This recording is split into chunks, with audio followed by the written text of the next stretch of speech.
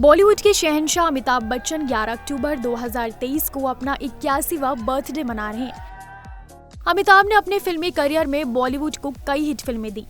Big B को industry में लगभग 5 दशक हो चुके हैं। 1969 में उन्होंने फिल्म सात हिंदुस्तानी से अपना बॉलीवुड डेब्यू किया था। अमिताभ का ये सफर आसान नहीं रहा, उन्हें कई उतार चढ़ाव का सामना करना पड़ा था।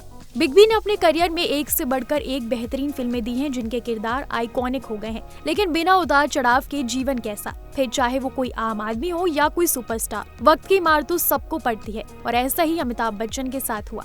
वो साल था 1987 का, जब अमिताभ करियर की पीक पर थे। उस समय तक बिग बी की जंजीर, शोले, हेरा फेरी, परवरिश, त्रिशूल, नमक हलाल, डॉन जैसी कई सुपरहिट फिल्में आ चुकी थी और तभी किस्मत ने करवट ली और अमिताभ का नाम बोफोर्स घोटाले से जुड़ गया। इस घोटाले के सामने आने से पूरे देश में कोहराम मचा हुआ था और इसकी आंच में अमिताभ भी बुरी तरह से झुलस गए। उनके ऊपर तमाम तरह के आरोप लगने लगे, उन्हें बोफोर्स का दलाल तक कहा जाने लगा। अमिताभ इससे एकदम टूट गए थे। अब बिग बी का नाम बोफोर्स घोटाले में क्यों जुड़ा, ये जानने के लिए हमें थोड़ा सा पीछे जाना पड़ेगा। अमिताभ और राजीव गांधी की दोस्ती को तो आप जानते ही हैं। उन दिनों गांधी परिवार से अपने ताल्लुक बहुत अच्छे थे, यहाँ तक कि अमिताभ को उस दौर में इंदिरा गांधी का तीसरा बेटा तक कहा जाता था। अपने दोस्त राजीव के कहने पर अमिताभ ने इलाहाबाद से उस समय की दिग्गज हेमवती नंदन बहुगुणा के खिलाफ चुनाव लड़ा और भारी बहुमत से चुनाव जीते। कहते हैं कि सत्ता का नशा किसी से नहीं संभलता और यही अमिताभ के साथ हुआ। उन्होंने चुनाव जीतने के बाद अपने पद का भरपूर लाभ उठाया और शायद यही बात उनके विरोधियों को नागवार गुजरी और जब बोफोर्स घोटाला सामने आया तो राजीव गांधी सरकार के साथ अमिताभ बच्चन की भी खूब किरकिरी हुई। इसके बाद उन सबसे परेशान होकर बिग बी ने अपने पद से इस्तीफा दे दिया। एक इंटरव्यू के दौरान भी बिग बी ने कहा था कि राजनीति में आना उनकी सबसे बड़ी भूल थी। हालांकि बाद में वो बोफोर्स मामले को लेकर ब्रिटेन की अदालत में गए और उन्होंने केस जीता और अपने ऊपर लगे सारे आरोपों से बरी हुए। इसके बाद अमिताभ ने राजनीति से दूरियां बना ली और अपने फिल्मी करियर की तरफ ध्यान दिया।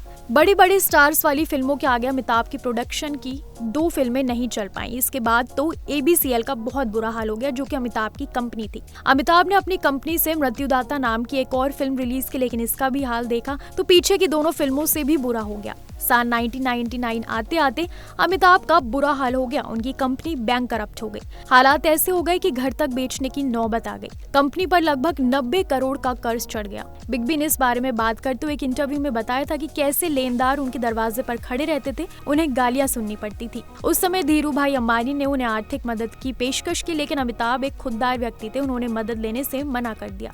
उन दिनों अमिताभ के बहुत अच्छे दोस्त हुआ करते थे अमर सिंह। चाहे राजनीति हो या कॉर्पोरेट जगत, हर जगह अमर सिंह का दबदबा था। कई एक्टर्स राजनेता बनने के लिए अमर सिंह के दरवाजे पर खड़े थे।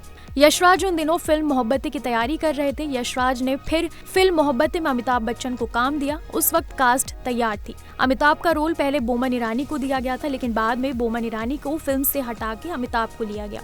फिल्म हिट साबित हुई, लेकिन अभी भी अमिताभ को कर्जा चुकाना मुश्किल हो रहा था। फिर अमिताभ को एक ऑफर आया टीवी शो में काम करने का। ये शो और कोई नहीं बल्कि था कौन बनेगा करोड़पति। इस शो के एक एपिसोड का अमिताभ बच्चन को काफी पैसा दिया गया। इसके बाद उन्होंने अपना घर बचाया, मिस वर्ल्ड की रुकी सारी पेमेंट्स को क्लियर किया। देखते ही देखते अमिताभ बच्चन बड़े पर्दे के अलावा छोटे पर्दे के भी सुपरस्टार बन गए। आज भी वो कौन बनेगा करोड़पति शो को लेकर खूब सुर्खियां बटोरते हैं। ऐसे ही तमाम एंटरटेनमेंट जगत से जुड़ी खबरों के लिए देखते रहिए इंडिया टीवी शोबिज़।